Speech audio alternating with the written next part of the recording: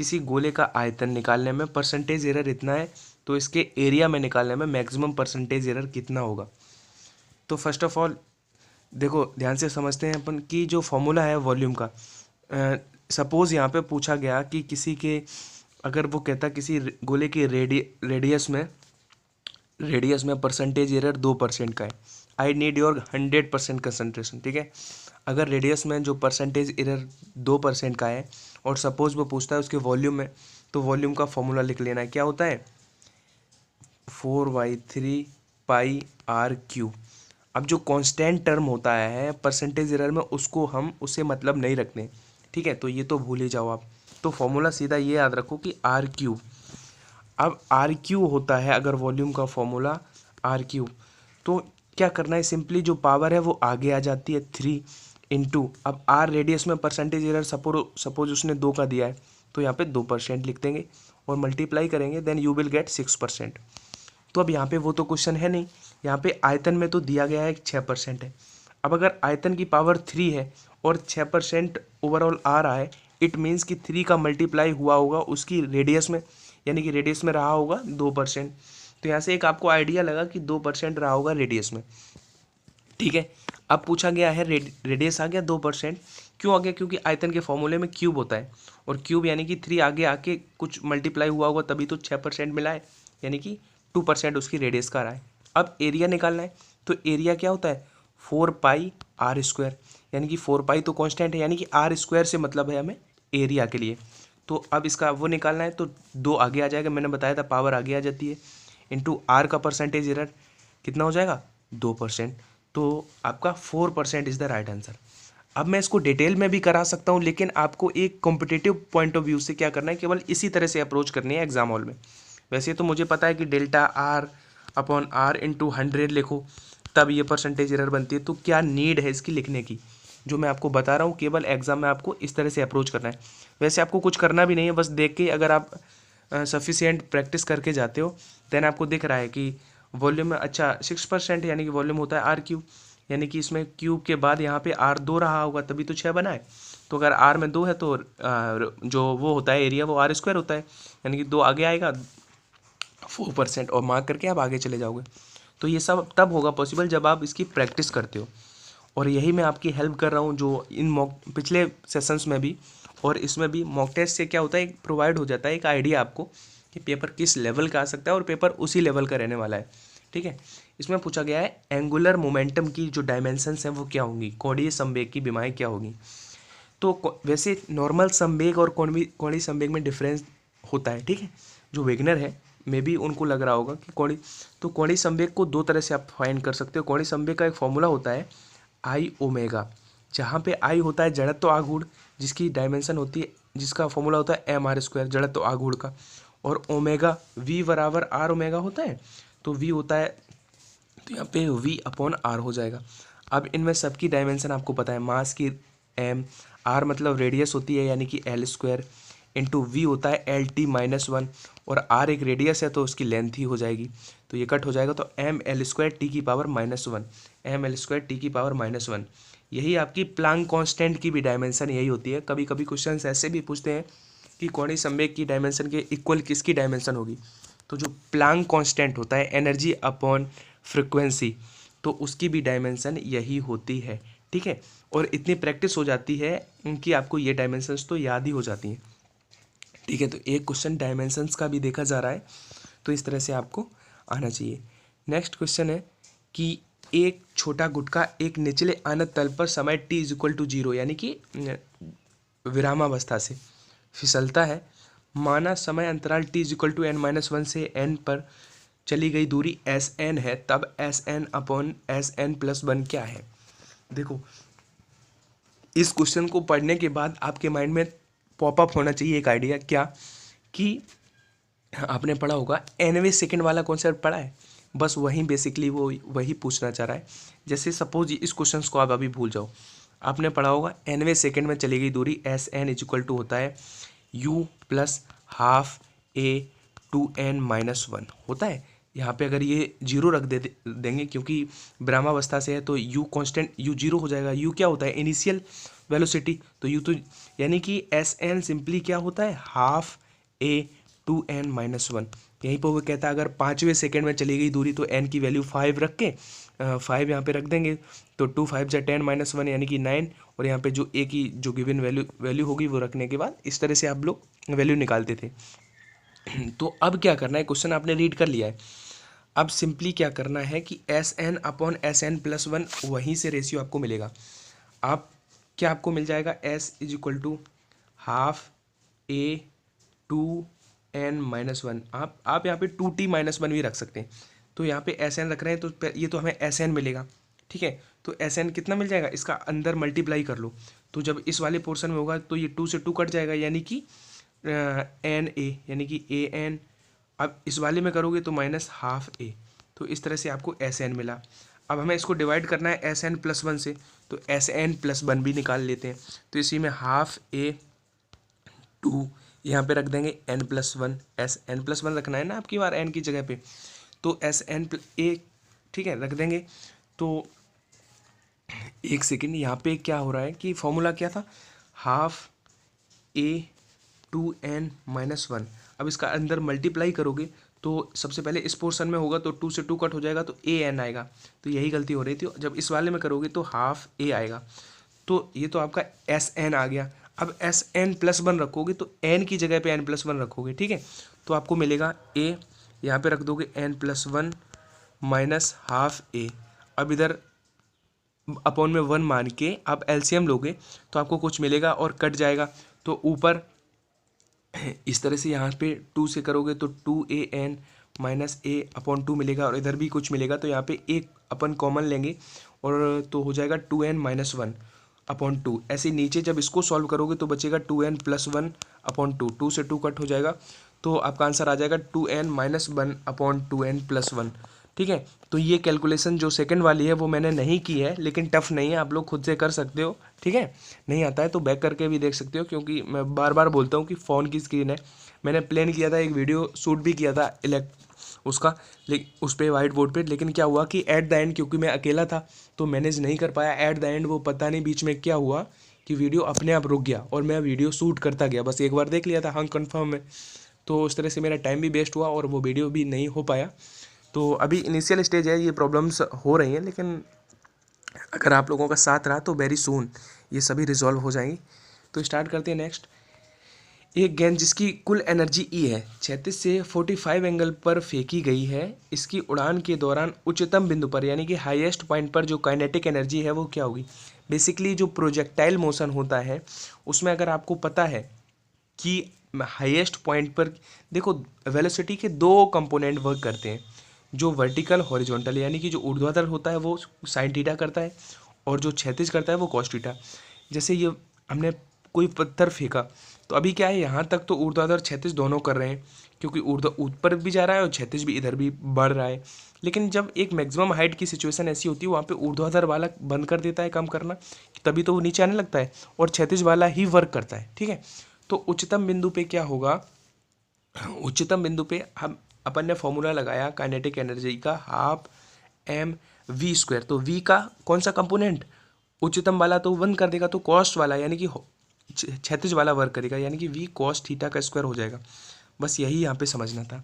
तो half M we को अपन outside कर लेते हैं तो वी स्क्वायर इंटू, अब यहाँ पे कॉस स्क्वायर थीटा यानी कि कॉस स्क्वायर 45, कॉस 45 की वैल्यू होती है 1/√2।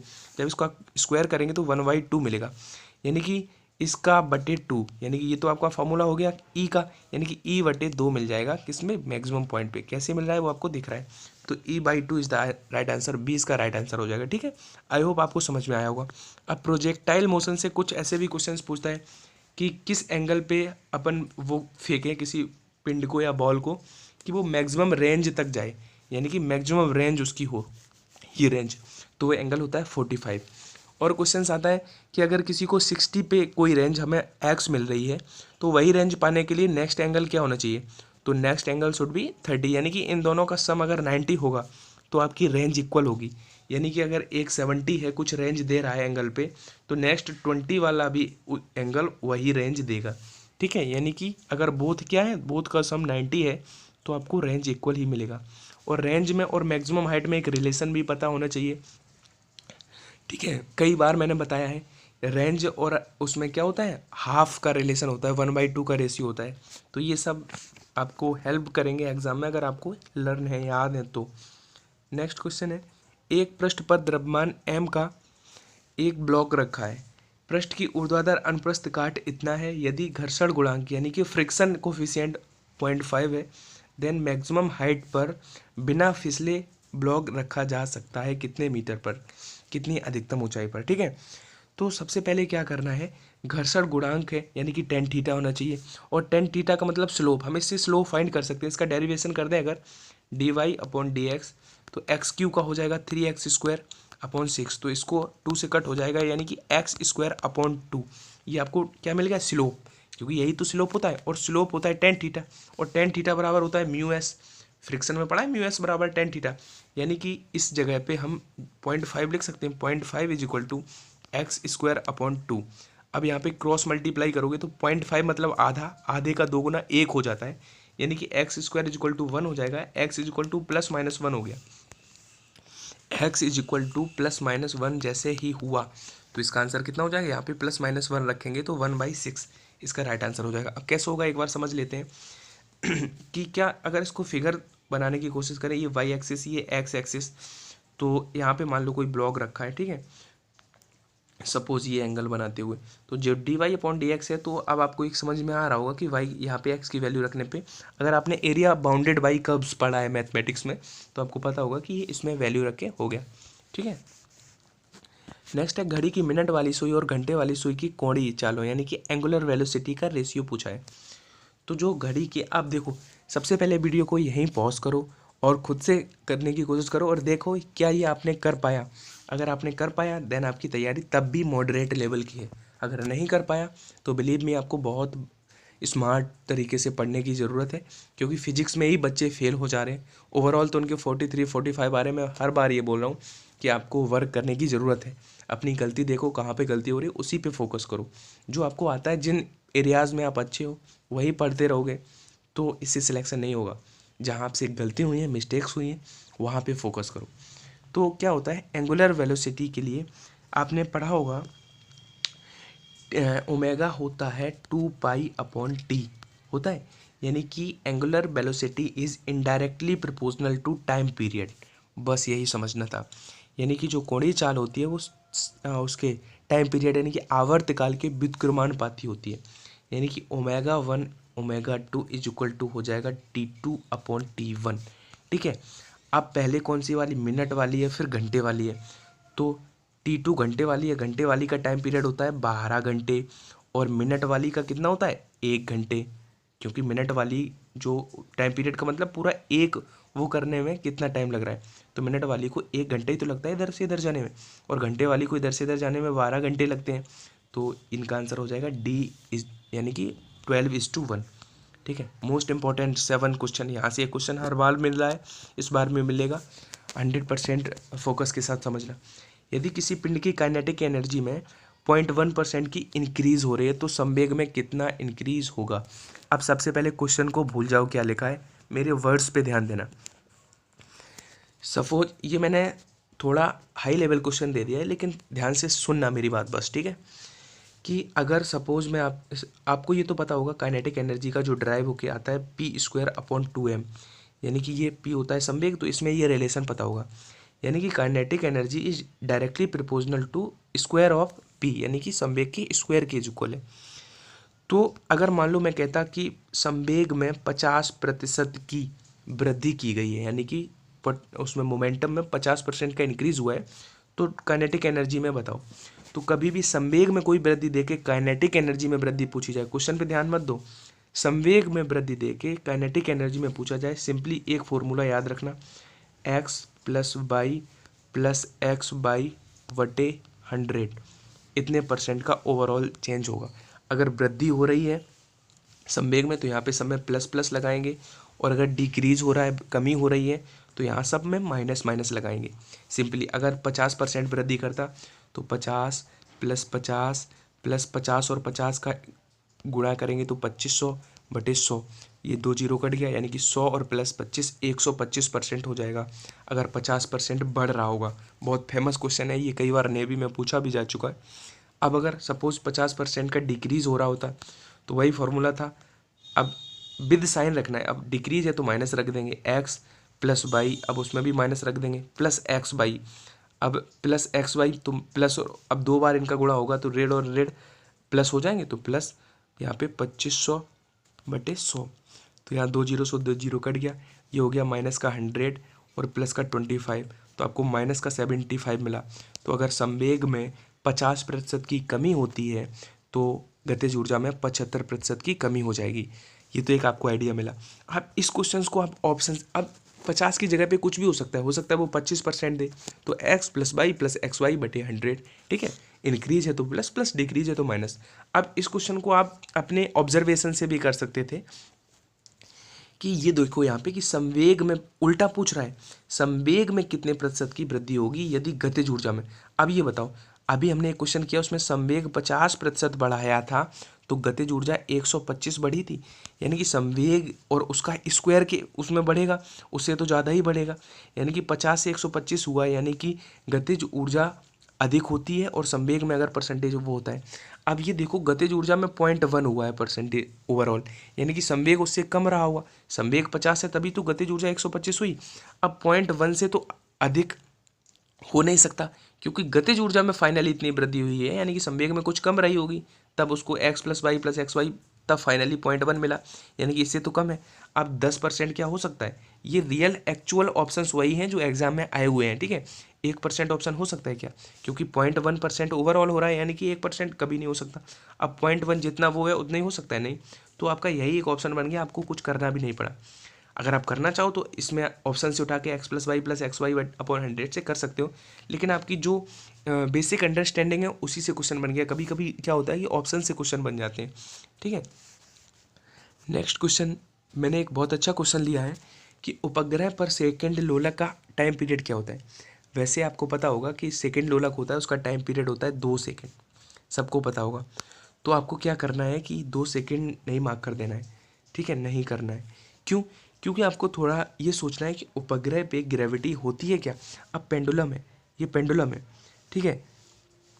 अब टाइम पीरियड क्या होता है, यहाँ से यहाँ तक जाना, फिर यहाँ से यहाँ तक जाना, फिर यहाँ पे आना, यही तो पेंडुलम होता है।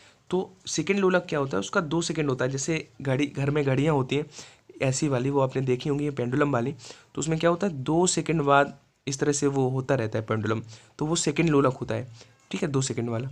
लेकिन अगर बात करें उपग्रह पे ग्रेविटी तो होगी नहीं, तो ग्रेविटी नहीं होगी तो वो क्या होगा, पेंडुलम ऐसे करता ही रहेगा, यानी कि उसका अनंत होता है, ठीक है, याद रखना। नेक्स्ट है वायुयान किस पे वर्क करता है। देखो आपने बर्नौली की प्रमेय पढ़ी होगी जिसमें क्या होता है कि जब कोई असंपीड्य तथा असेयान द्रव, वैसे बेसिकली रियल लाइफ में कोई द्रव असेयान होता नहीं है, विस्कोसिटी सब में होती है, ठीक है, लेकिन जैसे आइडियल गैस, तो कोई आइडियल गैस होती नहीं है रियल लाइफ में, लेकिन सपोज की जाती है कि, ठीक है। इसी तरह जब धारा रेखी प्रवाह में कोई बहता है असंपीड्य तथा असेयान द्रव, तो प्रत्येक मार्ग के प्रत्येक स्थान पर, ऐसे आपने कोई डेफिनेशन पढ़ी होगी, दाब ऊर्जा, गतिज ऊर्जा और एक वो सभी ऊर्जाओं का जो सम होता है वो कांस्टेंट रहता है। तो बेसिकली सबसे पहले तो जो बर्नौली की प्रमेय होती है वो पूछ सकता है कि किसके कंजर्वेशन पे वर्क करती है, तो बर्नौली की प्रमेय ऊर्जा के संरक्षण पे वर्क करती है, ठीक है। अब वायुयान जो होता है, वायुयान एक वेंचुरी मीटर और होता है, पूछेगा वेंचुरी मीटर किस पे वर्क करता है, वो भी बर्नौली के प्रमेय पे काम करता है, ठीक है, बर्नौली के सिद्धांत पे काम करता है। अब यहाँ पे आर्किमिडीज दे रहा है, एक बहुत अच्छा क्वेश्चन आता है, प्लवन का नियम किस किस संरक्षण पे वर्क करता है, तो प्लवन का आर्किमिडीज के सिद्धांत पे काम करता है, आर्किमिडीज के सिद्धांत पे, सॉरी संरक्षण नहीं सिद्धांत पे। अब संरक्षण तो वो होता है, जैसे आपसे रॉकेट का पूछेगा किसके संरक्षण पे, तो वो रेखीय संवेग संरक्षण पे, प्रिंसिपल कंजर्वेशन ऑफ मोमेंटम, वो क्वेश्चन होता है। अब पास्कल का नियम, पास्कल से एक मुझे क्वेश्चन याद आ रहा है कि एक वायुमंडलीय दाब इज इक्वल टू होता है 10⁵ पास्कल, ठीक है, न्यूटन पर एरिया स्क्वायर। तो ये पूछा गया क्वेश्चन है तो इसलिए मैंने बता दिया। अब स्टोक्स का नियम क्या था, जो स्टोक्स ने दिया था 6 पाई ईटा RV, जहाँ पे ये श्यानता गुणांक होता था, यानी कि बल जो होता था वो इस फॉर्मूले जो श्यान बल निकल के आता था, है ना। तो यहाँ से क्या हो सकता है कि पूछेगा बल किसके डायरेक्टली प्रोपोर्शनल होता है, उसके वेग के, रेडियस के डायरेक्टली प्रोपोर्शनल होता है। ठीक है, यहाँ पे मुझे एक और क्वेश्चन याद आ रहा है, जो सीमांत वेग वाला फॉर्मूला, वो भी याद रखना, 2/9 r² rho minus sigma into जी अपॉन ईटा, ऐसे कुछ है। शायद प्रीवियस में मैंने इनका कर्जवन गलत कर दिया था। बेसिकली क्या है कि रेडियस और उसमें सीमांत वेग में डायरेक्टली प्रोपोर्शनल का होता है और रेडियस का स्क्वायर होता है, ये रिलेशन याद रखना है। नेक्स्ट है, एक तरंग की चाल 360 मीटर पर सेकंड तथा आवृत्ति 50 हर्ट्ज है। दो निकटवर्ती मतलब दो जो नियरेस्ट पॉइंट है उनके बीच में जो पाथ डिफरेंस है वो 12 सेंटीमीटर है। तो फेज डिफरेंस बताना है, यानी कि पाथ डिफरेंस होता है डेल्टा एक्स और फेज डिफरेंस होता है कलांतर डेल्टा फाई, ये बताना। सबसे पहले तो रिलेशन पता होना चाहिए, कलांतर और पथांतर में रिलेशन क्या होता है। उस रिलेशन को पता होने के बाद भी आपको ये पता होना चाहिए कि इसमें जो वेवलेंथ है वो कैसे फाइंड की जाए। तो simply v is equal to होता है एन लेमडा, तो लेमडा वेवलेंथ होती है, वो होती है v अपॉन एम। तो v कितना है 360 मीटर पर सेकेंड अपॉन एन, यानी कि फ्रिक्वेंसी है आवृत्ति 500 हर्ट्ज। इसको कट कर लेंगे तो 36/50, एक बार और कट कर लेंगे तो 18/25। कीप इन माइंड 18/25, 18/25 वो हुआ। अब फॉर्मूला याद रखना, जो कलांतर होता है 2 पाई अपॉन लेमडा इंटू पथांतर, वो आया था 18/25, क्या आया था लेमडा। यहाँ पे 2 पाई की जगह पे हम 2 पाई ही लिख दे रहे हैं, यानी कि 2 पाई अपॉन, यहीं के अपॉन ये मान लेते हैं लेमडा की वैल्यू, इंटू डेल्टा, यानी कि ये कितना है 12 सेंटीमीटर है और यहाँ पे ये मीटर पर सेकेंड है, तो 12 सेंटीमीटर को 100 से डिवाइड करके मीटर में बना लेते हैं। ठीक है, अब ये 25 ऊपर आएगा, फिर 25 से ये 100 4 टाइम्स कट हो जाएगा और 4 3 जा 12 हो जाएगा। ठीक है, अब ये 18 है तो 18 से ये 6 टाइम कट जाएगा 3, अब 2 से ये 3 टाइम, यानी कि π/3, यानी कि 60 डिग्री। यंग ने एक एक्सपेरिमेंट किया था द्विक स्लिट, तो उसमें स्लिटों के बीच की दूरी अगर हम 3 गुनी कर दें तो फ्रिंज विड्थ कितने गुनी हो जाएगी। तो देखो सिंपली आपको इस तरह के क्वेश्चन के लिए एक फॉर्मूला पता होना चाहिए फ्रिंज चौड़ाई का, जो होता है capital D lambda upon small D, और इन टर्म का पता होना चाहिए कि स्मॉल डी क्या होता है, कैपिटल डी क्या होता है। फिर क्वेश्चन कैसा भी आ जाए आपका गलत नहीं होगा। तो याद रखना कि जो कैपिटल डी होता है वो पर्दे और स्लिट के बीच की दूरी होती है, और जो स्मॉल डी होता है इस फॉर्मूले में वो स्लिटों के आपस में बीच की दूरी होती है। ठीक है, तो अब आप इजीली कर सकते हो, क्योंकि हम देख रहे हैं फ्रिंज चौड़ाई जो है वो स्लिटों के बीच की दूरी के इनडायरेक्टली प्रोपोर्शनल है, और स्लिटों के बीच की दूरी यानी कि स्मॉल डी को 3 गुना किया गया है। अब ये अगर 3 गुना किया गया है और ये इनडायरेक्टली प्रोपोर्शनल है तो ये 1/3 गुना हो जाएगा, क्योंकि बोथ आर इनडायरेक्टली प्रोपोर्शनल। ये तो रही इस क्वेश्चन की बात। अब मैं आपको और एडिशनल बता दूं कि क्या कहता है कि ऐसे क्वेश्चन कई बार पूछेगा कि पूरा सपोज जो फ्रिंज विड्थ है वो आपको दे देगा 0.4 mm, इतने mm फ्रिंज की चौड़ाई है। वो कहेगा एक द्रव है बीकर में भरा हुआ है जिसका रिफ्रैक्टिव इंडेक्स 4/3 है, इसमें अगर पूरे सिस्टम को हम डुबो दें तो फिर उसके बाद फ्रिंज चौड़ाई क्या हो जाएगी, आपको ऑप्शन दे देगा। तो आप याद रखना ये पॉइंट बहुत इंपॉर्टेंट है कि अगर कभी भी फ्रिंज चौड़ाई दी जाए, एक द्रव दिया जाए, उसमें डुबोएं और उसका अपवर्तनांक यानी कि रिफ्रैक्टिव इंडेक्स दिया जाए, तो फिर जो फाइनली जो फ्रिंज चौड़ाई हो जाएगी वो आपकी जो गिवन रहेगी उसमें अगर हम इसका डिवाइड कर देंगे रिफ्रैक्टिव इंडेक्स का तो वो आंसर आ जाएगा। तो इससे कितना आ जाएगा 0.3 वाला ऑप्शन सही हो जाएगा जो भी होगा। तो इस तरह से क्वेश्चन फ्रिंज चौड़ाई के आजकल यूजुअली पूछे जाते हैं ग्रुप एक्स एग्जाम में, तो आप याद रखना। और देखो ये क्वेश्चन नंबर 2 है, आप इसको कंसीडर नहीं करना, इसको एक्सक्लूड करके आपको 25 क्वेश्चन मिलेंगे। ये क्वेश्चन मैंने लिया था ताकि क्वेश्चन नंबर फर्स्ट का रिवीजन हो जाए, मतलब आपका एकदम क्लियर हो जाए कॉन्सेप्ट। क्या है कि क्वेश्चन सिमिलर है, इसमें बस यहाँ पे लैंग्वेज क्या और दे रखी है कि तब तरंग नियत तरंग दैर्घ्य यानी कि जो वेवलेंथ है वो कांस्टेंट है, तथा पर्दे व स्लिटों के बीच की दूरी यानी कि कैपिटल डी भी कांस्टेंट है। तब क्या होगा, यानी कि अब की बार क्या किया गया है कि स्लिटों के अंतराल को आधा किया गया है। अब हमें पता है कि फ्रिंज विड्थ जो होता है वो डी लेमडा अपॉन डी है, ऊपर की दोनों चीज़ें उसने दे दिया कि कांस्टेंट है, बोथ आर कांस्टेंट, तो देन ये इनडायरेक्टली प्रोपोर्शनल है। अब ये आधा किया गया है तो ये 2 गुना हो जाएगा, यानी कि ए इसका राइट आंसर हो जाएगा। तो इस तरह का अगर क्वेश्चन कभी भी आ जाए तो आई होप आप अब गलत नहीं करोगे। ठीक है, और ट्रस्ट मी गाइज, इन 25 क्वेश्चंस करने के बाद आपको बहुत सारी नई चीज़ें सीखने को मिलेंगी। बस आप पेशेंस के साथ पूरा वीडियो देखना, और अगर आपको क्वेश्चंस पे डाउट हो रहा है कि रिलेवेंट है या नहीं, तो आप वीडियो को आगे करके जंप करके क्वेश्चंस देख सकते हो, एक ग्लिम्स देख सकते हो क्वेश्चंस की, उसके बाद आप करना, ठीक है। थर्ड क्वेश्चन है, इस क्वेश्चन के बारे में बता दूँ, ये नीट के एग्ज़ाम में आया था, नीट 2018 में आई थिंक। तो ये बहुत इंपॉर्टेंट है क्योंकि +2 का उसमें भी फिजिक्स आता है, और +2 का ग्रुप एक्स और AA नेवी में भी आता है। तो चांसेस हैं कि ये क्वेश्चन भी आपको अपकमिंग पेपर में देखने को मिल जाए। तो बोर मैग्नेट्रॉन का अगर आपसे पूछता है फॉर्मूला, दो तरह से क्वेश्चन पूछा जा सकता है। या तो कहेगा मिनिमम बोर मैग्नेट्रॉन क्या है, आपको कुछ डेटा देगा नीचे। तो याद रखना, पहले मैं बता दूं, इसका जो बी ऑप्शन आपको दिख रहा है EH/4πm, जहाँ पे ई की वैल्यू होती है एक इलेक्ट्रॉन के लिए बात करें मिनिमम के लिए 1.6 × 10⁻⁻19, और एच होता है प्लांक कांस्टेंट, सबको पता होगा 6.67 × 10⁻34। ये जितने भी कांस्टेंट होते हैं इनके वैल्यू याद होना चाहिए। एम होता है मास ऑफ इलेक्ट्रॉन, वो होता है 9.1 × 10⁻31। जब ये सारी वैल्यूज़ आप रखोगे तो जो बोर मैग्नेट्रॉन होता है उसका जो मिनिमम वैल्यू आता है वो आता है 9.27 × 10⁻24 होता है आई थिंक। देख लेना आप, एम्पियर मीटर स्क्वायर, क्योंकि ये आघूर्ण की तरह वर्क करता है। तो कई बार इसका मात्रक भी याद रखना, ampere metre square Bohr magnetron का। और ये वैल्यू भी, अब ये मिनिमम क्यों, क्योंकि जब इलेक्ट्रॉन का वैल्यू हमने 1 रखा, ये वैल्यू रख दी, तो ये मिनिमम के लिए निकलता है। वैसे आप ये फॉर्मूला याद रखो, सफिशियंट है। क्या होता है EH/4πm, एक फैक्ट है जिसको आप सीधा याद रख सकते हो। एक जैसे पूछा जाता है 1 MU, उसका मान किलोग्राम में कितना होता है, 1.6 × 10⁻27 किलोग्राम होता है। इसी तरह से आपसे पूछ सकता है कि बोर मैग्नेट्रॉन का मिनिमम मान कितना होता है। तो मैंने आपको बताया अभी कितना होता है, 9.27 × 10⁻24। इस क्वेश्चन के बारे में आप गूगल कर सकते हो कि अगर ये आए हुए क्वेश्चंस हैं या नहीं। किसी ना किसी एग्जाम में जिसमें भी फिजिक्स आती है, उन सारे ही अपकमिंग जितने भी प्रीवियसली एग्जाम हुए हैं उन्हीं के ये कुछ सिलेक्टिव क्वेश्चन हैं जो मुझे लगे कि रेलेवेंट है आपके लेवल के लिए। क्योंकि जो एयरफोर्स का डोमेन है वो कहीं ना कहीं नीट के डोमेन से थोड़ा कम ही है, यानी कि लेवल कम रहता है फिजिक्स का, उतना टफ नहीं रहता है। तो जो इन सारे एग्जाम्स के जो मुझे लोअर क्वेश्चन लगते हैं जो एयरफोर्स के डोमेन में आते हैं वही मैं ले लेता हूँ। तो इस तरह से आपको इन पे पकड़ बनानी है, इन मॉक टेस्ट को अच्छे से देना है। नाभिकीय रिएक्टर में कैडमियम की छड़ों का, देखो 2 क्वेश्चन यहाँ पे दिख रहे हैं आपको, क्वेश्चन नंबर 4 और क्वेश्चन नंबर 5। इनमें कन्फ्यूजन क्या है कि कई बार क्या होता है कि कैडमियम की छड़ों को आप लोग रिलेट करने लगते हो D2O से या ग्रेफाइट से। तो आप याद रखना, दोनों ही क्वेश्चन मैंने साथ इसलिए लिए हैं क्योंकि नाभिकीय रिएक्टर में जो कैडमियम की छड़ें होती हैं उनका काम होता है एक्स्ट्रा जो न्यूट्रॉन्स होते हैं उनका अवशोषण करना, ठीक है। यानी कि 4th का तो D होगा, लेकिन अगर कभी भी ग्रेफाइट का वर्क पूछे या D2O यानी कि भारी जल का वर्क पूछे, तो ये मॉडरेट मीडियो क्या कहते हैं, मंदक, न्यूट्रॉन को मंदक का वर्क करते हैं। तब क्वेश्चन नंबर 5 का आंसर हो जाएगा ए, यानी कि न्यूट्रॉन्स का वेग घटाने में। तो दोनों ही क्वेश्चन में डिफरेंस क्या है वो मैंने बता दिया।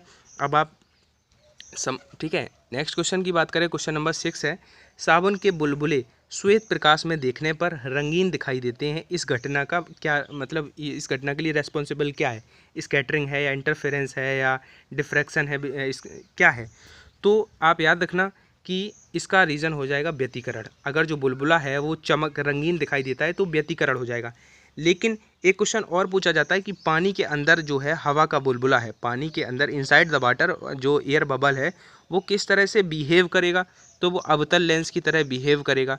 आप भाषा पे ध्यान देना, व्यवहार करता है पूछे तब तो अवतल लेंस हो जाता है, लेकिन अगर वो कहे कि पानी का बुलबुला, हवा का बुलबुला पानी के अंदर किस तरह से प्रतीत होता है, सीम्स होता है, एपियर होता है, तब वहाँ पे उत्तल कर देना होगा आपको, ठीक है।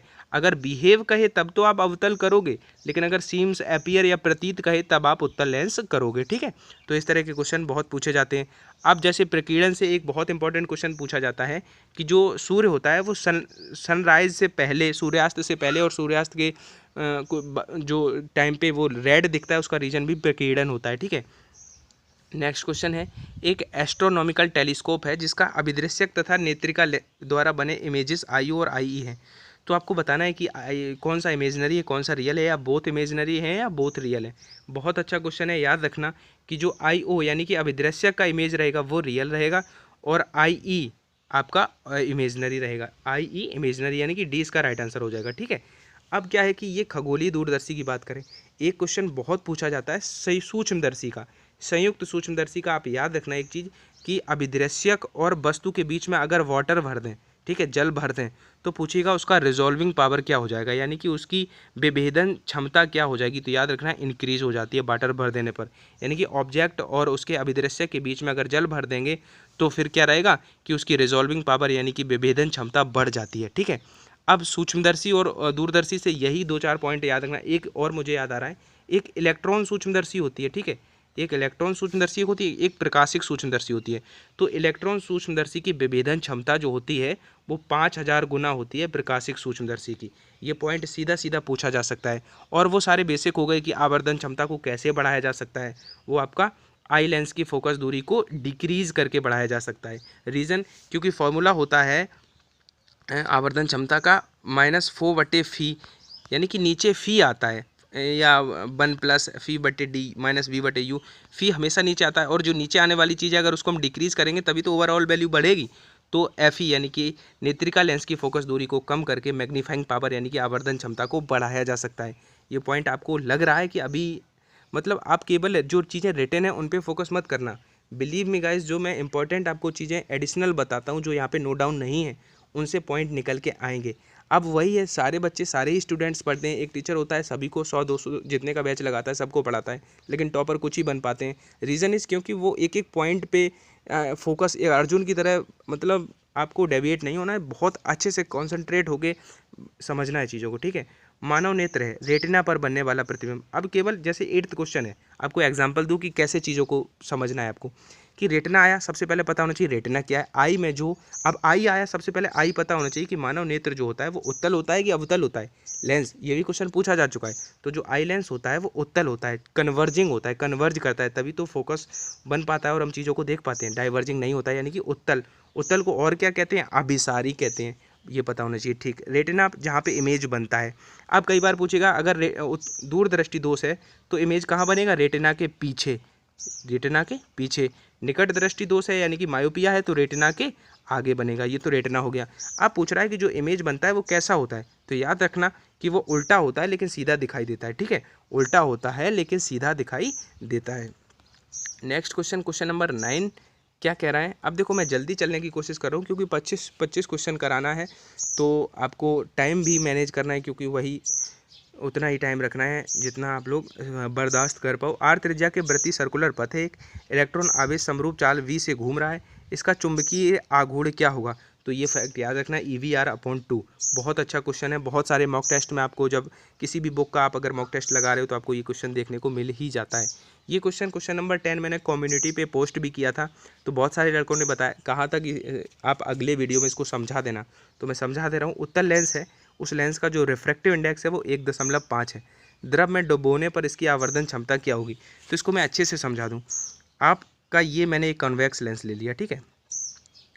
अब यहाँ से ये आया, ये रे आई, और यहाँ पे आपका ऑब्जेक्ट बना, ठीक है, ध्यान देना। अब इसका रिफ्रैक्टिव इंडेक्स कितना बता रहा है, 1.5। अब सपोज ये है, ठीक है, इसको हमने एक जल में डुबो दिया, ये यहाँ पे जल भरा है, ठीक है। चीज़ों को समझना, एक बार समझने पे फोकस करना। अभी क्या है कि अब फोकस यहाँ पे बन रहा है, दूर बन रहा है, फोकल लेंथ बढ़ गई। क्यों, क्योंकि इसका रिफ्रैक्टिव इंडेक्स कितना था, 1.5 था, ठीक है। और नीचे वाले का उसने कहा है कि वाटर का जो रिफ्रैक्टिव इंडेक्स है वो 1.3 है, नहीं दिया है तो देगा क्वेश्चन में 1.3, समझाने के लिए बता रहा हूँ। तो रिजल्टेंट इस वाले केस में होगा, वो क्या होगा, WNG, यानी कि तो वो हो जाएगा 1.5/1.3। तो ये आपका 1.5 से कम ही आएगा जब इसको डिवाइड करो। तो यानी कि आप देख रहे हो कि ये इससे क्या है कि रेयरर बन गया, ये डेंस था और ये रेयरर, क्योंकि इसका रिफ्रैक्टिव इंडेक्स 1.5 से कम आ रहा है, तो रेयर हो गया तो फोकस दूर बन पा रहा है, तो इसीलिए विरल हो गया माध्यम तो दूर फोकस बन रहा है, इसलिए फोकल लेंथ तो बढ़ जाती है और आपकी मैग्नीफाइंग पावर यानी कि आवर्धन क्षमता डिक्रीज हो जाती है। सी इसका राइट आंसर हो जाएगा, ठीक है। सिमिलर जो कॉन्केव होता है उसके, ये सारे ही एग्जाम्पल मैंने बहुत अच्छे से बताए हैं, लेकिन आप क्या है कि पीछे की चीज़ें सही से रिवाइज नहीं करते हो, आप नए के पीछे भागते रहते हो। लेकिन कंटेंट इतना है लक्ष्य एयरफोर्स पे कि अगर आप इतना ही डाइजेस्ट कर लेते हो तो मैं गारंटी के साथ ये बोल सकता हूँ, पर्सनली गारंटी ले सकता हूँ कि आपको कोई नहीं रोक सकता ग्रुप एक्स का एग्ज़ाम क्वालिफाई करने से, अगर आपकी इंग्लिश और मैथ पे कमांड अच्छी है तो। लेकिन क्या है कि ये चीज़ों को आप ग्रैप्स ही नहीं कर पा रहे हो। कई बार करा चुका था मैं वो क्वेश्चन, किसी स्थान पर पृथ्वी के चुंबकीय क्षेत्र के क्षैतिज यानी कि हॉरिजॉन्टल और वर्टिकल जो कंपोनेंट है वो इक्वल है, उस स्थान पर नति कोण यानी कि कई इसको नमन कोण भी कहेंगे, तो क्या होगा। तो समझना मेरी बात को ध्यान से। अगर देखो नति कोण कहे, नमन कोण कहे, तो सबसे पहले तो मैं आपको बता दूं जो कंडीशन यहाँ पे है उस कंडीशन को उदासीन बिंदु भी कहते हैं, उदासीन बिंदु भी कहते हैं। अगर उदासीन बिंदु पे पूछे कि नति कोण कितना होगा तो 45। अब कैसे, आपको पता है जो होता है क्या होता है, टेन थीटा बराबर होता है वर्टिकल बटे हॉरिजॉन्टल घटक होता है। अब वर्टिकल, अब इन्होंने क्या कहा है कि ऊर्ध्वाधर और दोनों बराबर है, दोनों को कट करेंगे तो एक मिलेगा। अब एक टेन में 45 का मान होता है तो इसका हो जाएगा ए। अब नति कोण की बात करें तो, और एक चीज़ याद रखना कि ध्रुवों पर क्या होता है, क्षैतिज घटक आपका, ध्रुवों पर क्षैतिज घटक आपका 0 होता है, नमन कोण 90 होता है। ठीक है, क्यों? क्योंकि पोल्स पे क्या रहता है कि 90 कॉस थीटा तो 0 होगा, तो कॉस 90 का मान 0 होता है इसलिए। ठीक है, कई बार बता चुका हूँ लेकिन आप याद नहीं रख पाते हो चीज़ों को। अब इसमें भी एक चीज़ और याद रखना कि बी डायरेक्ट, अगर आपको हो सकता है कि दोनों कंपोनेंट दे के वी पूछे तो सीधा उनका स्क्वायर करके उनका वर्गमूल ले लेना, तो यहाँ से सीधा आपको मिल जाएगा। ठीक है, चुंबकशीलता का मात्रक, देखो मात्रक भी अभी नेवी का रिसेंट शायद नेवी या एयरफोर्स की कोई एग्जाम प्रीवियस हुआ था, उसमें पूछा था स्वप्रेरकत्व का मात्रक, तो मात्रक भी बहुत इंपॉर्टेंट है। तो इसी तरह से चुंबकशीलता यानी कि मैग्नेटिक परमेटिविटी, शायद यही कहते हैं इसको, तो इसका मात्रक क्या होगा, तो हेनरी प्रति मीटर।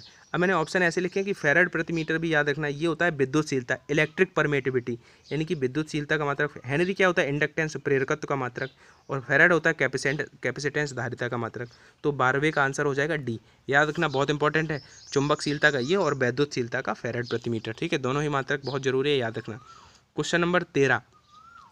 अब देखो क्वेश्चन नंबर 13 में क्या कह रहा है कि स्टेप डाउन ट्रांसफार्मर में कौन सी राशि इंक्रीज होती है। देखो या तो अपचाई ट्रांसफार्मर का पूछेगा या ऊंचाई यानी कि स्टेप अप का पूछेगा। ऊंचाई को इंग्लिश में स्टेप अप ट्रांसफार्मर कहते हैं, इसको स्टेप डाउन कहते हैं। स्टेप डाउन की बात करें तो फिर करंट बढ़ेगा, और स्टेप अप की अगर पूछ देता तो वोल्टेज बढ़ता है। ठीक है, दोनों ही चीज़ें याद रखना। अब ये तो बात हो गई इस क्वेश्चन की, ये फैक्ट आप लिख लेना, बहुत ज़रूरी है। अब नंबर ऑफ फेर टर्म्स यानी कि फेरों की संख्या भी इसी तरह से वेरी करती है।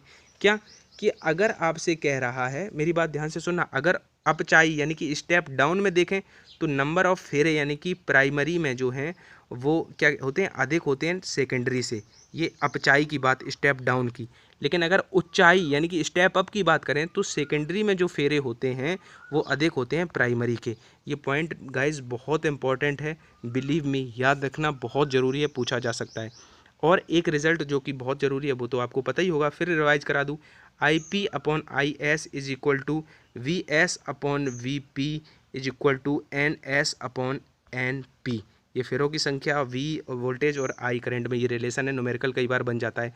और ट्रांसफार्मर अगर पूछा जाए किस प्रिंसिपल पे वर्क करता है तो वो अन्योन्य प्रेरकत्व पे वर्क करता है। ठीक है, नेक्स्ट क्वेश्चन है आज के जो सेट का सबसे इंपॉर्टेंट क्वेश्चन है, चांसेस अच्छे हैं कि ये क्वेश्चन आपको देखने को मिले। एक परिपथ है, LCR के मान दिए गए हैं, L 1 हेनरी 9 फैराड 3 ओम। ठीक है, LCR सबके मान दिए गए, तो परिपथ में अनुनाद यानी कि रेजोनेंस की स्थिति में Q कोफिशिएंट का मान क्या होगा। तो देखो Q कोफिशिएंट की सबसे पहले बता दूँ कि कोई डायमेंशन नहीं होती, डायमेंशन लेस होता है। ठीक है, ये फैक्ट भी पता होना चाहिए। अब आप याद रखना, रेजोनेंस के लिए फॉर्मूला होता है 1/r √L/C। ठीक है, क्यू फैक्टर का फॉर्मूला होता है, क्यू फैक्टर आजकल मॉडर्न एग्जामों में पूछा जाने लग रहा है फिजिक्स में ये, तो याद रखना। ठीक है, बराबर 1/, रेजिस्टेंस कितना है 3 ओम, 3 लिख लिया, √L इंडक्टेंस 1 हेनरी। ठीक है, C कैपेसिटेंस 9 फैराड। ठीक है, 1/9 जब स्क्वायर रूट से बाहर आएगा तो 1/3 बचेगा, और 1/3 पहले से ही था, तो 1/9 इसका राइट आंसर हो जाएगा। ठीक है, ये गाइस फॉर्मूला याद कर लेना, 1/r √L/C। रेजोनेंस की सिचुएशन वही होती है जैसे कि एक न्यूमेरिकल भी बनता था, जैसे धारतीय प्रतिघात क्या होता है एक्स, प्रेरकीय प्रतिघात इंडक्ट जो होता है वो होता है XL बराबर ω/L, और XC होता है 1/ω/C। मैं आपको ये बताना चाह रहा हूँ, रेजोनेंस पे एक न्यूमेरिकल बनता है जिसमें रेजोनेंस में क्या रहता है, ये दोनों को हम इक्वल कर देते हैं, यानी कि धारतीय प्रतिघात और प्रेरकीय प्रतिघात को इक्वल कर देते हैं। तो यहाँ से क्या फॉर्मूला निकल के आएगा, ω = 1/√LC। इस फॉर्मूले पे भी कई बार न्यूमेरिकल बनते हैं, तो याद रखना। ठीक है, क्वेश्चन नंबर 15 क्या कह रहा है कि एक कुंडली का स्वप्रेरण L है। ठीक है, यदि उसको क्या कह रहा है, उस पारगम्यता के माध्यम में रख दिया जाए तो स्वप्रेरण क्या हो जाएगा। तो ये फैक्ट भी आप याद रख सकते हो कि उसका मल्टीप्लाई हो जाता है स्वप्रेरकत्व में। तो इसका मात्रक स्वप्रेरण का क्या होता है, हेनरी। यही मैं बात कर रहा था कि यही मात्रक पूछा गया है आपके एग्जाम में, डिफेंस एग्जाम का ये फेवरेट है। नेक्स्ट है, किसी क्रिस्टल की संरचना के अध्ययन में कौन सा वैद्युत चुंबकीय विकिरण देखो प्रयोग में होता है। तो देखो जितने भी इलेक्ट्रोमैग्नेटिक स्पेक्ट्रम्स हैं उन सारे स्पेक्ट्रम्स पे आपकी अच्छी पकड़ होनी चाहिए। जैसे कि अगर अवरक्त तरंगें आप कहूँ इंफ्रारेड देखते हो तो आपके दिमाग में तुरंत आना चाहिए कि अगर कोहरे में या धुंध में अगर धुएं में फोटोग्राफी करनी हो, कोहरे में अगर फोटोग्राफी करनी हो तो फिर इंफ्रारेड काम आती हैं। आप पराबैंगनी देखो तो आपको तुरंत पता चलना चाहिए कि फाल्स नकली जो करेंसी होती हैं उनको डिटेक्ट करना हो तो पराबैंगनी, या हॉस्पिटल में जो टूल्स होते हैं वो बैक्टीरिया से लेस उनको बैक्टीरिया फ्री बनाना हो तब भी पराबैंगनी का यूज होता है। इस क्वेश्चन की बात करें क्रिस्टल की संरचना के अध्ययन को तो फिर एक्स, इसका आंसर हो जाएगा सी यानी कि एक्स रेज। ठीक है, नेविगेशन में जो रडार फेड उनमें सब में माइक्रो, तो ओवम जो खाना बनाते हैं, तो इन सारे स्पेक्ट्रम्स के यूज़ पता होने चाहिए। और एक तो मैं बार बार चिल्ला चिल्ला के बता रहा हूँ एक formula, Reliance mobile is very useful for x by. ये क्या है कि radio wave, microwave, infrared, visual और अल्ट्रावायलेट, एक्सरेज, गामा रेज, ये इधर से इनकी भेदन क्षमता का बढ़ता हुआ क्रम है, आवृत्ति का और वेवलेंथ का घटता हुआ क्रम है। अब कहे सबसे अधिक वेवलेंथ किसकी है, रेडियो वेव की, सबसे अधिक वेदन क्षमता किसकी है, गामा की। ठीक है, आपको तीन दे दे कि अल्ट्रावायलेट दे ले और विजुअल दृश्य दे दे और एक्स दे, उनमें कहे इनमें तीन में किसकी, तो कंपैरिजन भी करा दे। तो इस तरह से चारों को रीअरेंज करा दे घटते बढ़ते क्रम में। तो वो आप फॉर्मूला जरूर याद रखना, जो टेक्निक्स मैंने बताई थी याद करने की, वो आप जरूर याद करना। क्वेश्चन नंबर 17 क्या कह रहा है कि यंग के द्विक स्लिट, देखो ये शायद मैं, अच्छा ये क्वेश्चन भी ले लिया है मैंने और इस बता भी चुका हूँ वैसे, कि आपको फ्रिंज चौड़ाई दी जाए और एक उपकरण, पूरे उपकरण को इतने रिफ्रैक्टिव इंडेक्स वाले द्रव में डुबो दिया जाए तो नई फ्रिंज चौड़ाई क्या हो जाएगी। तो आपको कुछ नहीं करना है, सिंपली जो नई हो जाएगी लैम्डा डैश जो हो डब्लू डैश वो हो जाएगी वो डब्लू बटे रिफ्रैक्टिव इंडेक्स। अब ऊपर कितना है 0.4, नीचे एन का मान 4/3, 4 से 4 कट जाएगा और 3 ऊपर जाएगा तो 0.3 mm हो जाएगी फ्रिंज चौड़ाई नई। ठीक है, तो ये पॉइंट बहुत अच्छे हैं, याद रखना। नेक्स्ट देखो यार, बहुत मेहनत करके मैं बहुत अच्छे अच्छे कॉन्सेप्ट, देखो एक भी मैं ऐसा क्वेश्चन नहीं लाता हूँ जिससे कुछ नया आपको सीखने को ना मिले। बहुत स्ट्रगल करना पड़ता है ये कंटेंट लाने में, डिलीवर करने में। तो आप लोग उसकी केयर नहीं करते हो, फीडबैक नहीं देते हो तो अच्छा नहीं लगता यार। एटलीस्ट लाइक कर दिया करो, लाइक करने में आपका कुछ नहीं जाता है। ठीक है, आप शेयर नहीं करो, आपका टाइम जा रहा है, ख़राब हो रहा है, व्हाट्सअप पे जाके शेयर करोगे 2 सेकंड चले जाएंगे, तो चलो आप 2 सेकंड मत ख़राब करो, लेकिन एक माइक्रो पिको सेकंड तो ख़राब कर दो अपना, जो यार लाइक कर दिया करो। इससे हमें इंकरेजमेंट मिलता है। पहले तो हमने सोचा था लाइक के लिए नहीं बोलेंगे, लेकिन यार लाइक नहीं करोगे तो आप, यूट्यूब रिकमेंड नहीं करता है मेरा वीडियो नए स्टूडेंट्स को, इसलिए लाइक ज़रूर अभी पॉज करके लाइक कर दो अगर आपको कुछ भी सीखने को मिल रहा है तो प्लीज़ गाइज।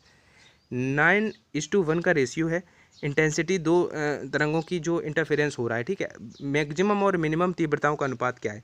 बहुत अच्छा कॉन्सेप्ट आपको यहाँ पे सीखने को मिलेगा। सबसे तो पहले जो तीव्रता होती है वो आयाम के स्क्वायर के डायरेक्टली प्रोपोर्शनल होती है। तो कभी भी आपको तीव्रता दी जाए और मैक्सिमम और मिनिमम तीव्रता पूछी जाए तो पहले तो आप आयाम निकालो। तो आयाम अगर निकालें तो यहाँ से इसका स्क्वायर रूट हो जाएगा। तो आयाम जो A1 और A2 आपके आएंगे वो 9 का स्क्वायर रूट 3 और 1 का स्क्वायर रूट 1, 3 और 1 आएंगे। फिर आपको आई मैक्सिमम और आई मिनिमम का रेशियो निकालना हो तो एक चीज़ याद रखना कि A1 + A2 का स्क्वायर कर दो बटे A1 - A2 का स्क्वायर कर दो। ठीक है, 3 और 1 4 को जोड़ के 4 का स्क्वायर करोगे 16 होगा, 3 में से 1 घटा के 2, 2 का स्क्वायर करोगे 2 का स्क्वायर 4 होगा, इसे कट करोगे तो 4:1 इसका राइट आंसर हो जाएगा, यानी कि सी इसका राइट आंसर हो जाएगा। ठीक है, अगर जल्दी हो रहा है थोड़ा तो आप वीडियो को बैक करके भी देख सकते हो। ऑफलाइन में क्या रहता है कि आपको, ऑनलाइन में आप 10 बार देखो चीज़ों को समझ में नहीं आ रहा है तो फिर भी नहीं आ रहा है, कमेंट करो, पर्सनली व्हाट्सअप नंबर दे रखा है वहाँ से पूछो, क्या दिक्कत है, बस पढ़ो यार, सिलेक्शन लो और अपने जूनियर को सजेस्ट करो ये चैनल, बस मुझे मेरे लिए इतना कर देना। ठीक है, वी त्वरक विभव यानी कि एसिलेटेड पोटेंशियल वी है और उसमें एक्स किरणों की न्यूनतम तरंग दैर्घ्य गामा है, तो विभव 6b कर दें, अगर जो त्वरित विभव है वो 6b कर दें तब नई तरंग दैर्घ्य क्या होगी।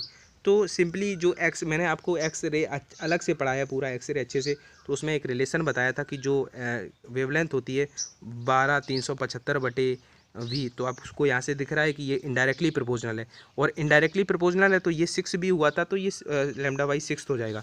इनडायरेक्टली का मतलब व्युत्क्रमानुपाती। तो ये तो सिंपल था क्वेश्चन, ये भी याद रखना।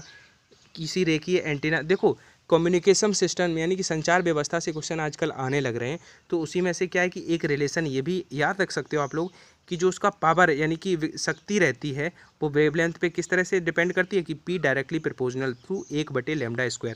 एक न्यूमेरिकल भी बहुत आता है कि एंटीना की हाइट दे देगा और रेंज पूछेगा कि कहाँ कहाँ तक वो एंटीना प्रसारित कर सकता है चीज़ों को। तो 2HR याद रखना, ये अर्थ की रेडियस और हाइट रख के यहाँ से उसका पूरा रेंज निकलता है। तो ये आप संचार व्यवस्था भी मैंने अच्छे से पढ़ाया। आप सिंपली डालना यूट्यूब पे कम्युनिकेशन सिस्टम बाई लक्ष्य एयरफोर्स या एक्स रेज बाई लक्ष्य एयरफोर्स, जो भी चैप्टर है आप डालो, ज़्यादातर मैंने करा दिए। और एक चीज़ और बता दूं कि आप लोग एक चीज़ नोटिस शायद कर पाए हो या नहीं कर पाए हो, मैं आपको बता दूं कि 21 क्वेश्चन पे पहुंच गए हो आप लोग। देख रहे हो कि फिजिक्स फर्स्ट से यहाँ पे कोई क्वेश्चन नहीं है। फिर ये कैसा मॉक टेस्ट हुआ? अगर मॉक टेस्ट है तो ओवरऑल सारे ही क्वेश्चन हर चैप्टर को टच करना चाहिए एग्जामिनर। तो मैं आपको बता दूं कि ऑलमोस्ट जो 11th का फिजिक्स है, यानी कि जिसको आप भाग 1 कहते हो, उससे ऑलमोस्ट जो कॉन्सेप्ट है वो मैं करा चुका हूँ। अगर आपको बिलीव नहीं हो रहा तो प्लेलिस्ट में जाके आप मॉक टेस्ट का पोर्शन जो प्लेलिस्ट में आपको मिलेगा, तो उसमें आप 5 से 6 मॉक टेस्ट है और वो सारे ही मॉक टेस्ट करोगे तो उनमें जो फिजिक्स फर्स्ट का पोर्शन अधिक मिलेगा। और जितना अभी मैं करा रहा हूँ इस पर मैं फोकस मेरा सेकंड वाले भाग 2 पे है। तो आप क्वेश्चन का लेवल पे ध्यान रखो, ये मत सोचो कि यही सारे क्वेश्चन सेकंड के ही मिल जाएंगे या वो वेक्टर वेक्टर कुछ नहीं आना, फर्स्ट भी आएगा, लेकिन जो भी इंपॉर्टेंट कॉन्सेप्ट है वो मैं डिलीवर आप तक करना चाह रहा हूँ। तो वो मॉक टेस्ट के रूप में कर रहा हूँ, यानी कि 25 क्वेश्चन का सेट लेके। ठीक है, ये मत सोचना कि केवल सेकंड फिजिक्स से ही पूरा पेपर आता है, ऐसा नहीं है। बस आपको मैं सिखा रहा हूँ लर्निंग। ठीक है, मेरा मेन पर्पज़ जो मेन मोटो है वो आपको चीज़ों को सिखाना है मैक्सिमम, ठीक है, जिससे आप अच्छा स्कोर कर पाओ। तो फिजिक्स फर्स्ट के ऑलमोस्ट चीज़ें मैं करा चुका हूँ, इसलिए उनको अभी मैं। नेक्स्ट क्वेश्चन है चुंबकीय फ्लक्स का मात्रक क्या है? अब ये सारे ऑप्शन है, वेबर प्रति मीटर स्क्वायर, वेबर, टेस्ला। तो इसका मात्रक होता है केवल वेबर। अब वेबर प्रति मीटर स्क्वायर और टेस्ला जो है ये आपके किसके मात्रक होते हैं, ये कमेंट करके हमें बताना। ठीक है, कितनी तैयारी चले आप, मैं भी तो देखता चलूँ। नेक्स्ट क्वेश्चन है विद्युत चुंबकीय तरंगों में विद्युत व चुंबकीय क्षेत्र ई और बी के बीच में जो फेज डिफरेंस है वो कितना होता है? फैक्ट है, याद रखना 90 डिग्री। जो फेज डिफरेंस है इलेक्ट्रोमैग्नेटिक वेव में, जो इलेक्ट्रिक फील्ड और मैग्नेटिक फील्ड के बीच में जो आपका जो फेज डिफरेंस है वो 90 डिग्री होता है, याद रखना। ठीक है, क्वेश्चन नंबर 23 देखते हैं। यार गला सूखने लगता है वीडियो रिकॉर्ड करते करते। 23 क्वेश्चन है व्यंजक म्यू जीरो एप्सिलॉन नॉट। अब देखो दोनों की मात्रक पता होनी चाहिए। ये निर्वात की चुंबकशीलता और ये निर्वात की विद्युतशीलता, यानी कि ये फैराड प्रति मीटर, हेनरी प्रति मीटर, इसका मात्रक क्या है? तो बहुत लॉजिकल क्वेश्चन है, लैंग्वेज के साथ खेल दिया। वैसे तो मैं कई बार कुछ करा चुका हूँ। 1/√μ 0 एप्सिलॉन नॉट बराबर क्या निकलता है? प्रकाश की चाल निकलता है। और प्रकाश की चाल का क्या मात्रक होता है? मीटर पर सेकेंड। अब आप देखना इसका स्क्वायर रूट हटाओगे तो यहाँ पे वर्ग कर दोगे। अब ये 1 में है और यहाँ पे ऊपर लिखा है, ये मतलब ऊपर जाएगा तो ये 1/c का स्क्वायर हो जाएगा, और 1/c का मतलब मीटर स्क्वायर प्रति सेकेंड स्क्वायर का उल्टा कर दो, यानी कि c इसका राइट आंसर हो जाएगा सेकेंड स्क्वायर प्रति मीटर स्क्वायर। चीज़ें समझ में नहीं आई? अगर ये वाला क्वेश्चन आपको 23वां समझ में नहीं आया, इसका जो एक्सप्लेनेशन है, तो आप कहीं ना कहीं आप थोड़ा, आपकी जो सोचने की क्षमता है वो थोड़ी कम है, उसको इन्हेंस करने की ज़रूरत है। 24वां क्वेश्चन है nवें कक्षा में गति करते हुए इलेक्ट्रॉन के संवेग का आघूर्ण कितना होगा? NH/2π। सीधा याद रखना। एक बोहर मैग्नेटॉन का एक अभी मैंने फैक्ट बताया था, सेकंड क्वेश्चन में, थर्ड था आई थिंक, और ये 24th है। ये दोनों ही याद रखना, क्योंकि सीधे सीधे फैक्ट जो फॉर्मूले होते हैं वो डिराइव आपने 12th में तो किए होंगे, लेकिन ऐसे अगर आप मेमोराइज कर लेते हो तो आपको बहुत हेल्प मिलेगी एग्जाम हॉल में। 1000 किलोग्राम द्रव्यमान की एक कार 8 मीटर पर सेकंड की चाल से जा रही है। ब्रेक लगाने पर वह 32 मीटर चलकर रुक जाती है। तो ब्रेक द्वारा जो बल लगाया गया है कार पर वो बताना है। ठीक है, इन गिवन ऑप्शन में क्या होगा? आप लोग वीडियो को पॉज कर लो और उसके बाद चलो मैं बताता हूँ। ये कार और ब्रेक वाला क्वेश्चंस बहुत पूछा जाता है, चाहे आप नेवी एग्ज़ाम की बात कर लो, चाहे एयरफोर्स एग्ज़ाम की बात कर लो। कुछ नहीं होता है इसमें। क्या है, जो उसकी कार है तो सिंपल सी बात है कि उसमें काइनेटिक एनर्जी कुछ ना कुछ होगी। तो जो काइनेटिक एनर्जी होती है और जो वर्क डन रहता है वो इक्वल कर देते हैं। वर्क डन मतलब फोर्स इनटू वर्क क्या होता है? बल गुणा विस्थापन। विस्थापन मतलब कार कितनी दूर जाएगी, डिस्प्लेसमेंट, जिसको ऐसे डिनोटेड कर देते हैं। बस ये जिसने कर लिया, बाकी फर्दर कैलकुलेशन तो आप खुद पे डिपेंड करता है कि आप कैलकुलेशन में कितने माहिर हो। यानी कि आपको कॉन्सेप्ट ये समझना था, जो काइनेटिक एनर्जी होगी कार की उसको वर्क डन के इक्वल कर देना है। अब हाफ एम, मास कितना है 1000, वी वेलोसिटी कितनी थी 8, तो 8 का स्क्वायर करेंगे तो 64 इज इक्वल टू फोर्स हमें फाइंड करना है। और एस फोर्स क्या हमें फाइंड करना है? बल की गणना करनी है ना। तो 32 मीटर विस्थापन दिया है 32, क्योंकि 32 मीटर चल के रुक जाती है तो डिस्प्लेसमेंट 32 हो जाएगा। ठीक है, अब देखो 2 से ये 64 कटेगा 32 बार, और ये 32 से 32 कट जाएगा तो फोर्स आएगा 1000 न्यूटन। तो आई होप आप लोगों को ये समझ में आ गया होगा फंडा कि अगर कार और ब्रेक वाला क्वेश्चन पूछता है तो आप कैसे अप्रोच करोगे। नेक्स्ट क्वेश्चन है, एक सेकंड, हाँ यार ये कहाँ चला गया।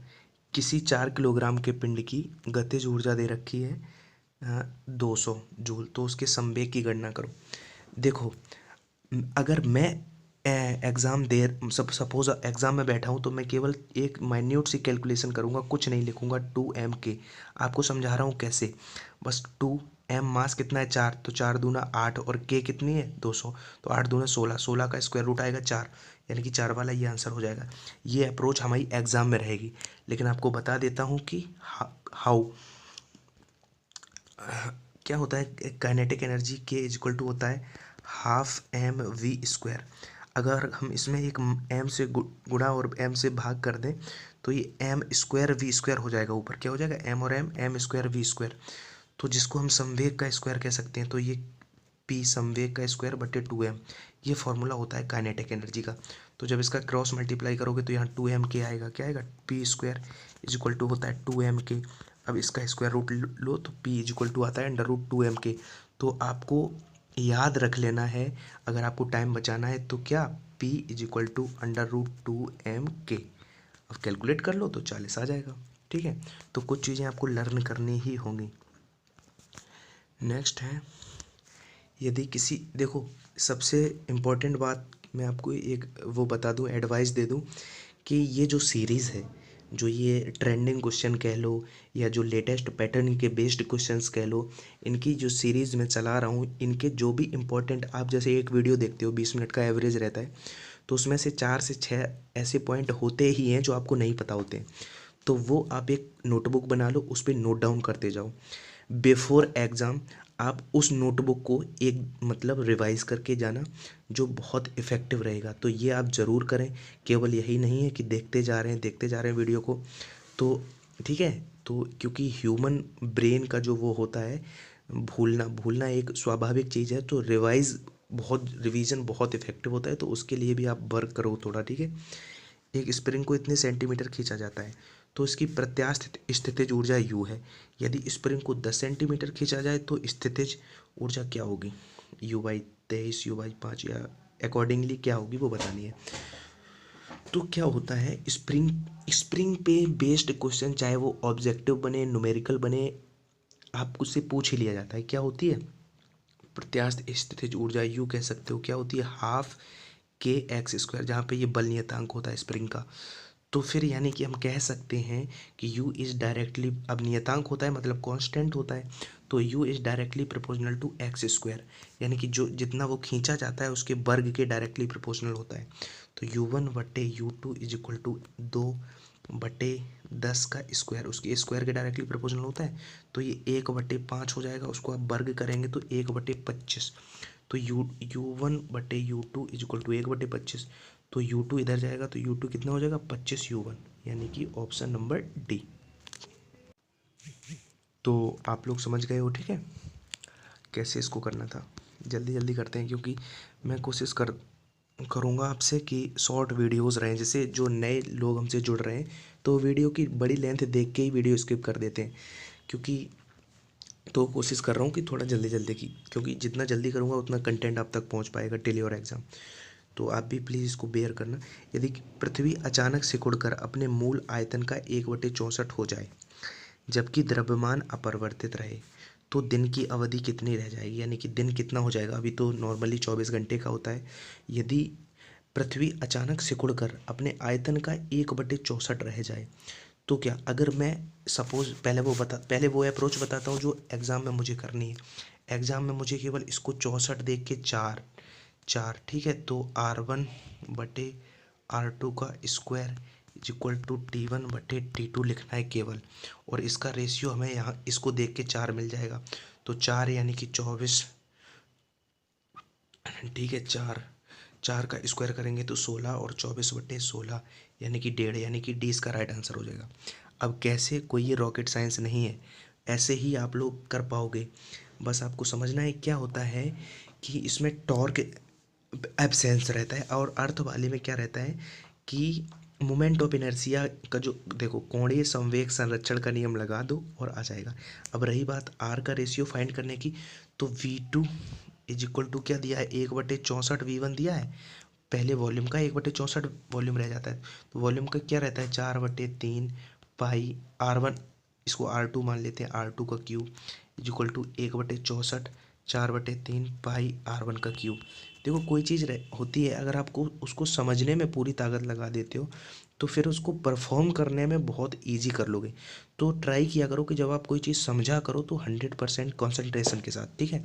तो यहाँ से आप ये कट हो जाएगा, तो R2 का जो रेशियो निकलेगा वो 4:1 निकलेगा, क्योंकि 64 को हम 4 का क्यूब लिखेंगे। तो कितना मिलेगा, R1/R2 मिलेगा 4:1। यहाँ से ये मैंने आपको एक अप्रोच बता दी, आर का रेशियो फाइंड करना, वो तो सब कर लोगे। अब क्या रहता है अर्थ के लिए, कोणीय संवेग संरक्षण का नियम लगा दो, I1 ω1 is equal to I2 ω2। ठीक है, आई क्या होता है 2/5, ये केवल समझ लो, एग्जाम में ये कुछ नहीं करना है। 2/5 एग्जाम में जो करना है वो मैं अभी बता रहा हूँ। और आर, ठीक है, ω1 कितना होता है 2, ओमेगा क्या होता है 2π/t, यानी कि 2π/t1 कर देते हैं।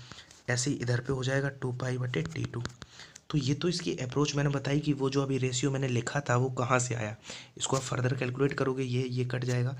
तो आपको रिजल्टेंट आप याद रखना कि इस तरह का क्वेश्चन कभी आ जाए तो आप लोग लिख लेना R1/R2 का whole of square is equal to T1/T2 time period का रेशियो। ये केवल आप माइंड में याद रखना, ये आप नोटबुक में अपने में लिख लो, ठीक है। शॉर्ट अप्रोच कैसे आई वो मैंने बता दिया। तो अब क्या करना है, इनका रेशियो में 4 मिला था, ठीक है, 4 का स्क्वायर कितना हो जाएगा 16। 16 इज इक्वल टू T1/T2। तो T2 इधर लाएं और तो 16 नीचे आ जाएगा, तो T2 हो जाएगा T1/16। अब T1 कितना होता है, वैसे 24 घंटे का दिन होता है, बटे 16। तो 16 से एक बार कटेगा, 16 एक बार गया 16, ठीक है, 8 बचा, जीरो दशमलव लगा के जीरो लगाया, तो 80 को काटोगे 5 बार, 16×5 = 80। तो ये 1.5 इसका आंसर आ जाएगा। कैसे हुआ अब आप लोगों ने समझ लिया, जो मैंने आपको शॉर्ट ट्रिक बताई है वो लिख लेना। कैसे, ये क्वेश्चन हल्के में मत लेना, ग्रुप एक्स के फेवरेट क्वेश्चंस की सीरीज है ये, ठीक है। सूनर और लेटर ये आपके एग्जाम में मिलेंगे ही मिलेंगे आपको देखने को, तो ये हल्के में ना लेना। जो मैं आप जहाँ से पढ़ रहे हो पढ़ते रहो, लेकिन ये नोट डाउन, इनको एकदम रेड ग्रीन ब्लू जिस भी पेन से आप लिखते हो अपने नोट्स बनाते हो उनमें लिखते जाना सुनहरे अक्षरों में। आपकी जो सफलता का रास्ता है वो इन्हीं वीडियो से होकर जाएगा, बिलीव में। दोनों सिरों पर खुला एक खोखला सिलेंडर जिसका द्रव्यमान m है, पहले बिना लुढ़के वेग b से फिसलता है, फिर बिना फिसले उसी वेग से लुढ़कता है। क्वेश्चन देखो कितना लॉजिकल है। तो दोनों दशाओं में उनकी जो काइनेटिक एनर्जीज का रेशियो बताना है, ठीक है। एक हॉलो सिलेंडर है, तो क्या करना है, वैसे तो इसको ये क्वेश्चन इतना फेमस है कि इसका आंसर रटा होता है 1 2। मैं ये नहीं कह रहा हूँ कि रटना गलत होता है, देखो रट्टू तोता एक गलत अलग चीज़ होती है, और एक रटन वो एक अलग चीज़ होती है। जो जीनियस होते हैं उनको बिहाइंड द सीन नहीं होता, जैसे कोई आप बिग बॉस देख रहे हो सपोज, तो बिहाइंड द सीन नहीं, बिहाइंड द सीन जो अनकट बूट पे मिलते हैं, तो बिहाइंड कॉन्सेप्ट अगर आपको पता है तब रटना तो अच्छा है। लेकिन केवल रट लिया तो आप कंफ्यूज हो जाओगे, 2:1 के 1:2। तो पहले इसका कॉन्सेप्ट समझ लेते हैं, फिर एग्जाम में तो आप कर ही लोगे। अब आपने ये क्वेश्चन देख लिया तो आपको रट ही गया है। क्या होता है कि जो जब वो, ध्यान से समझना, जब फिसलता है तो केवल स्थानांतरी गतिज ऊर्जा, ट्रांसवर्स केवल काइनेटिक एनर्जी वर्क करती है, कौन सी, 12mv²। जब वो क्या करता है फिसलता है, लेकिन जब वो लुढ़क रहा होता है तो उसकी रोटेशनरी भी उसमें ऐड हो जाती है, यानी कि स्थानांतरी और परिवर्ती, वो कितनी होती है 12I⍵²। बस इन्हीं का हमें रेशियो फाइंड करना है। तो बस इसको कैलकुलेट कर लो, 12mv²। ऊपर फिसलने वाले केस में, लुढ़कने वाले में दोनों वर्क करती हैं, उसकी रोटेशनरी और ट्रांस परिवर्ती दोनों। तो 12mv² प्लस आई बराबर क्या होता है mr², यहीं पे कैलकुलेट कर लेते हैं एम आर स्क्वायर, और ओमेगा क्या होता है वी बटे आर, तो वी स्क्वायर बटे आर स्क्वायर, तो आर से आर कट जाएगा, यानी कि half M V square plus half M V square, आधा और आधा पूरा एम वी स्क्वायर बन जाएगा नीचे। तो ये एम वी स्क्वायर से कट गया तो 1/2 बचा, यानी कि 1:2। आई होप आप लोगों को कैलकुलेशन समझ में आ गई होगी। अगर नहीं आई है तो आई बराबर एम आर स्क्वायर रख देना और ओमेगा बराबर वी बटे आर रख देना, यानी कि एक बार फिर देख लेते हैं। हाफ एम वी स्क्वायर ऊपर बचा था, नीचे half I omega square plus half M V square, तो आई बराबर एम आर स्क्वायर लिखोगे और ओमेगा बराबर वी स्क्वायर बटे आर स्क्वायर लिखोगे। वी बटे आर होता है ना ओमेगा, तो उस आर से आर कट के ये आधा एम वी स्क्वायर और आधा एम वी स्क्वायर, पूरा एम वी स्क्वायर वो कट जाएगा तो 1:2 आ जाएगा। ठीक है, नेक्स्ट क्वेश्चन। मैं आज स्लो बोल रहा हूँ बहुत, तो उसका रीज़न है कुछ, ठीक है। तो ये कमेंट आप मत ही करना कि वो जो वॉइस है वो स्लो आ रही है, वो आई नो कि वॉइस स्लो पहुँच रही है, तो प्लीज़ कोऑपरेट करो आज। यदि पृथ्वी की त्रिज्या आधी हो जाए तथा द्रव्यमान न बदले तो एक दिन में कितने घंटे होंगे। सिमिलर कॉन्सेप्ट पीछे मैंने बताया आपको। एग्ज़ाम में क्या करना है, देखो कुछ चीज़ें मैंने बताया है, रटनी नहीं, रट्टू तोता नहीं बनना है, लेकिन कुछ एग्ज़ाम में कैसे परफॉर्म करना है, आपको सीधा लिखना है T2/T1 is equal to R2/R1 का होल ऑफ स्क्वायर। अब क्या कह रहा है, आधी हो जाए अवधि त्रिज्या, तो आर है तो वो R/2 हो जाए, और नीचे आर है तो उसका स्क्वायर है, आर से आर कट गया, 1/4 का 1/2 का स्क्वायर 1/4, यानी कि T1/4, यानी कि T1 कितना होता है 24 घंटे का होता है दिन, और उसमें 4 का भाग दे दो तो 6 घंटे। केवल ये इतना परफॉर्म करना था आपको एग्ज़ाम में, कैसे समझ लो। जो कोणीय संवेग संरक्षण, देखो अर्थ के लिए इस तरह का क्वेश्चन आ जाए तो उसमें कोणीय संवेग संरक्षण angular conservation of momentum work करता है। I1 ω1 is equal to I2 ω2। अर्थ के लिए कितना होता है 2/5 mr स्क्वायर, तो वो तो कट ही जाना है, तो सीधा आपको जो वो याद रखना है फॉर्मेट, वो याद रखना है T2/T1, यानी कि टाइम पीरियड का रेशियो होता है तो उनकी रेडियस के रेशियो के स्क्वायर के इक्वल होता है। ये आप नोट डाउन कर लो, ये आपका पेनेसिया, ये जो कुछ मैं आपको फैक्ट फिनोमेना दे रहा हूँ, ये पेनेसिया है एकदम से रामबाण। ठीक है, तो ये आप याद रखना, और इससे आपका इजीली 6 घंटे आ जाएगा, 24/6 4 6 घंटे। ठीक है, नेक्स्ट। यदि पृथ्वी की त्रिज्या सिकुड़कर 1% सिकुड़ जाए तब द्रव्यमान वही रहे, यानी कि मास अनचेंज रहे, तो पृथ्वी तल पर गुरुत्वीय त्वरण क्या होगा, अकॉर्डिंगली आपको बताना है। चलो, आई होप आप लोगों ने खुद से ट्राई कर लिया होगा। क्या होता है, आपको सबको फार्मूला पता होगा गुरुत्वीय त्वरण जी का, क्या होता है Gme/RE का स्क्वायर। हमें केवल m तो कांस्टेंट है तो RE से मतलब है। ये सिंपल सी बात है कि अगर G is indirectly proportional to R, तो अगर G घटेगा तो R बढ़ेगा, R बढ़ेगा तो G घटेगा। तो सिकुड़ जाना मतलब घट जाना, और घट रहा है तो ये दो ऑप्शन तो ऐसे एलिमिनेट हो गए। अब आपका 50% खेल रह गया। अगर तुक्का स्पेशलिस्ट भी हो आप, तो आप ऐसे वाले स्पेशलिस्ट बनो, ना कि जीरो वाले। अगर तुक्का भी लगा रहे हो तो जी और आर इनडायरेक्टली प्रोपोर्शनल है, तो ये दो तो एलिमिनेट ही कर दो आप। अब कैसे, अब देखो आपने जो प्रतिशत त्रुटि पढ़ी थी उसमें पढ़ा था कि जो पावर होती है वो आगे आ जाती है, तो 2 ऊपर जाएगी तो माइनस हो जाएगा, और यहाँ पे सिकुड़ने का मतलब 1% का ये भी माइनस पहले से ही होगा, तो माइनस माइनस प्लस बना के तो 2% बढ़ जाता है। ठीक है, कैसे हुआ समझ में आ गया। एग्ज़ाम में कम से कम पेपर और पेन का यूज करो, तब तो आपकी शाबाशी है। नेक्स्ट है, पृथ्वी की सतह पर किसी वस्तु का भार 72 न्यूटन है। पृथ्वी की त्रिज्या की आधी पर द्रव, इसका भार कितना होगा। दो क्वेश्चन मैंने लिए हैं, सेम सिमिलर कॉन्सेप्ट है, एक ऊपर जाने वाला और एक अर्थ से नीचे जाने वाला, साथ साथ इसलिए लिए हैं क्योंकि कंफ्यूज ना रहो आप लोग। तो अगर आधी ऊंचाई पर जाता है एक सेकेंड, आज गला भी खराब हो रखा है, तब क्या इफेक्ट होगा, और अगर गहराई पे आता है तब क्या इसका भार में इफेक्ट होगा। दोनों ही क्वेश्चंस के डेटा अलग रहे हैं, लेकिन प्रीवियसली बहुत ज़्यादा पूछे जा चुके हैं। अगर कोई भी जेन्युइन आप प्रैक्टिस सेट लगाओगे एक्सेप्ट लूसेंट तो आपको मिल जाएंगे। ठीक है, तो आइए समझ लेते हैं। अगर देखो ऊपर जाने वाला क्वेश्चन है एच ऊंचाई पे, तो आप याद रखना डब्लू डैश यानी कि जो उसका भार है W dash upon W is equal to, आप या तो देखो ऐसे समझ लो, जी डैश आपने पढ़ा होगा क्या होता है, जी बटे 1 प्लस एच अपॉन आर ई। ये ऊपर जाने वाला केस, इसका स्क्वायर आपने पढ़ रखा होगा। अगर यहाँ पे मास से मल्टीप्लाई कर दें, और मास वैसे भी कांस्टेंट है, तो क्या रहेगा कि यहाँ से डब्लू, इसको हम डब्लू भार न्यूटन कह सकते हैं ना, तो वो हमें यहाँ से मिल जाएगा।